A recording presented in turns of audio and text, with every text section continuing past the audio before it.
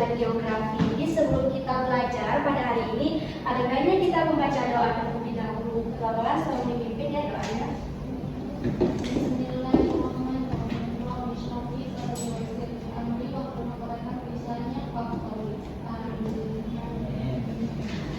Jadi dengan dibacakannya doa tadi, mudah-mudahan pembelajaran kita hari ini dapat terserap dan dapat dimanfaatkan dengan baik di kehidupan sehari-hari.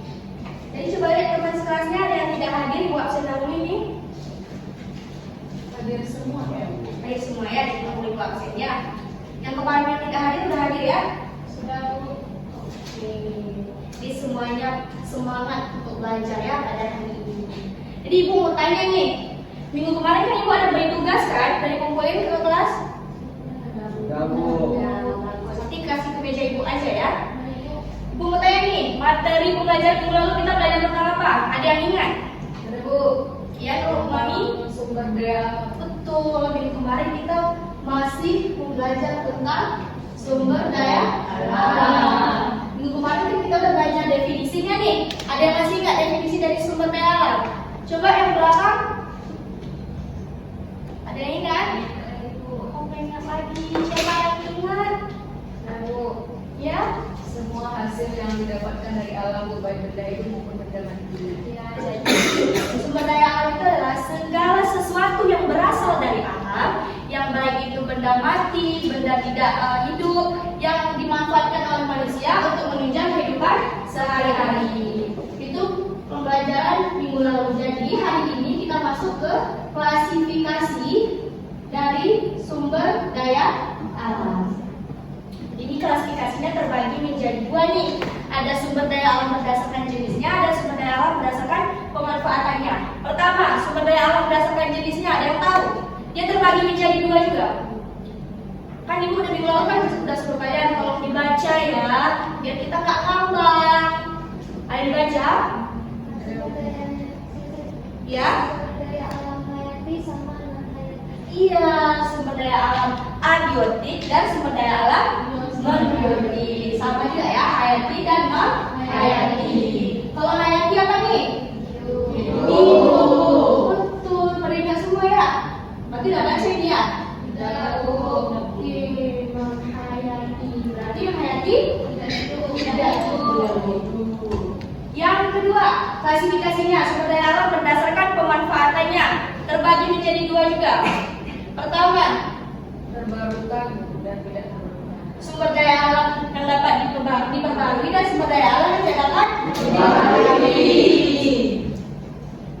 Dapat diperbarui dan sumber daya alam yang tidak dapat diperbarui.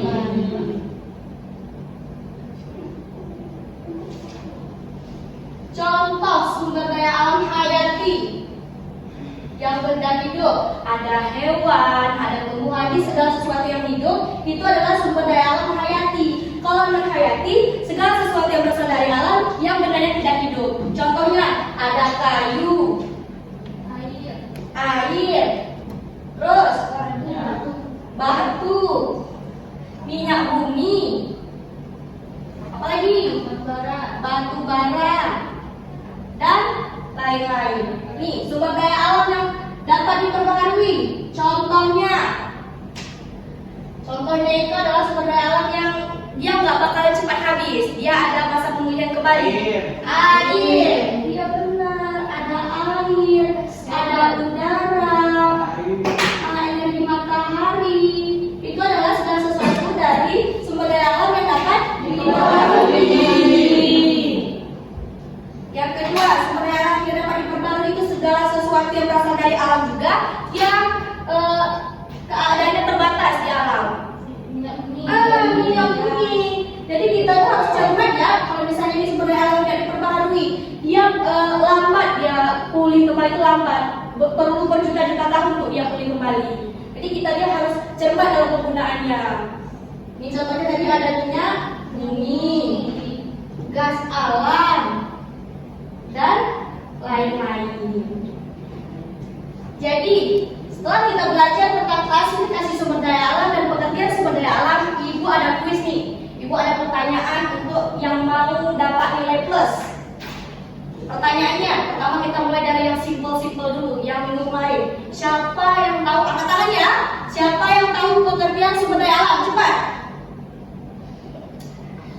Ya, ulangi lagi. Masa yang lain nggak tahu? Jadi kita udah belajar. Orang yang satu. Coba dijawab apa? Sumber daya alam adalah semua yang dihasilkan dari alam yang pada akhirnya dimanfaatkan oleh manusia. Itu termasuk air, udara, dan lain sebagainya. Iya benar. Masa yang lain nggak tahu? Jadi Nurul Umami ini udah paham konsep dasar dari sumber daya alam itu sendiri. Itu pertanyaan yang cukup mudah ya. Pertanyaan kedua, tujuh aja nih. Karena kalian nggak baca ya atau nggak merhatiin ibu menjelaskan tadi. Pertanyaan yang kedua, mengapa minyak bumi itu termasuk ke sumber daya alam yang tidak dapat diperbarui? Coba Akmal, tolong saya jawab. Joko. Karena minyak bumi itu dia terdapat, pertama dia terbatas, yang kedua dia mungkin prosesnya di dalam bumi itu melalui jangka waktu yang panjang Bu, sehingga kalau kita eksploitasi terus menerus sehingga habis, terus dia kan habis, cuman dapat lagi itu melalui proses yang panjang, sehingga kita tidak bisa mengeksploitasinya terus menerus juga. Iya benar. Amal udah paham nih dari contoh sumber daya alam yang tidak dapat diperbaharui. Satu lagi soal, siapa nih yang mau dapat nilai plus lagi nih? Tadi udah Amal, udah Nurul Umami, yang lain ya. Pertanyaannya, ini lebih kalian disuruh berpikir lebih kritis. Jadi ini, Ibu andaikan jika kalian jadi pemimpin suatu daerah, kayak kalian jadi gubernur, terus di daerah kalian ada tambang.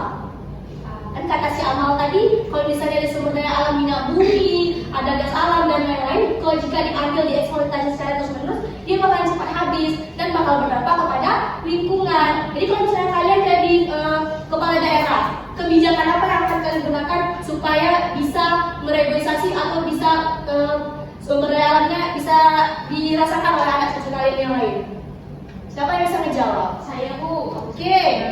Jadi kan sebagaimana kita ketahui ini Bu, kalau misalnya sumber daya alam itu terus menerus kita gunakan, itu kan bakal habis. Nah, jadi kalau misalnya sumber daya alam yang tidak dapat diperbarui.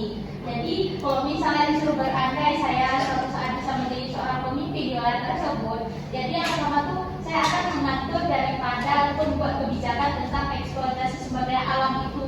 Jadi ada aturan-aturan dalam mengeksploitasi sumber daya alam. Dan juga yang paling sederhana langkah yang bakal saya buat itu adalah melakukan reboisasi. Jadi kan kita banyak nih Bu melihat ada penebangan hutan atau pembakaran liar. Begitu Bu. Ya benar. Ini mulai dia udah paham nih gimana cara penanggulangannya, gimana cara kita pemanfaatan sumber daya alam. Jadi ibu harus yang lain juga harus paham dan harus mengerti gimana cara kita biar sumber daya alam itu dapat terjaga, dapat digunakan oleh anak cucu kita yang lain. Gitu loh. Jadi yang dapat nilai cuma Maulidia, Nur Umami dan Amal. Yang lain nanti usaha lagi ya biar dapat nilai plus. Ya Oke. Jadi setelah kita belajar hari ini, Ibu mau nanya nih, ada yang bisa menyimpulkan nggak pembelajaran kita pada hari ini? Kita belajar panjang, dari kasih pertanyaan banyak, kita dapat nilai plus juga. Ada yang bisa nyimpulin pembelajaran kita pada hari ini? Kita udah belajar pengertian, klasifikasi, contoh. Coba yang ini Nursila bisa nyimpulin? Boleh.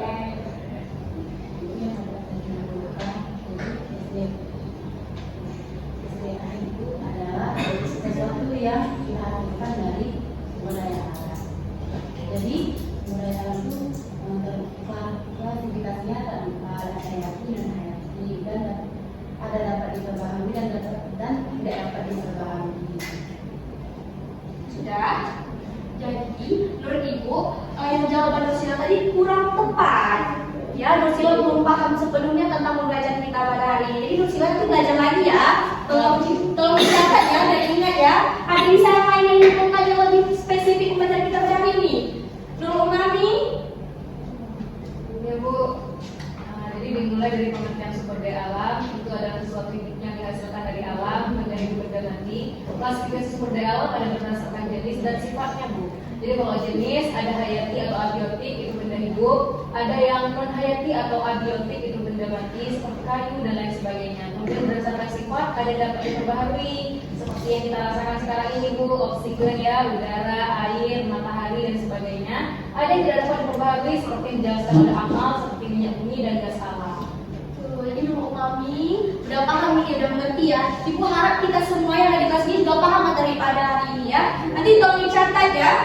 Ya, Bu. Oke, jadi ibu bakal kasih tugas lagi nih. Tugasnya nggak susah kok. Jadi tugasnya itu ibu suruh kalian membaca atau mencari tahu potensi apa saja, potensi sumber daya alam apa saja yang ada di Indonesia. Jadi untuk Azia besok, ibu bakal kasih ini ya, kayak LKPD gitu yang Azia bakal contek-contekin ya. Yang mana yang misalnya udah baca atau yang belum baca gitu ya. Nanti kalian laporkan ke Azia semua ya. Yang udah baca nanti bakal ibu tes, minggu depan bakal ibu tanya kembali nih pembelajarannya. Oke, jadi karena waktunya sudah habis, ibu akhiri ya. Assalamualaikum warahmatullahi wabarakatuh. Waalaikumsalam.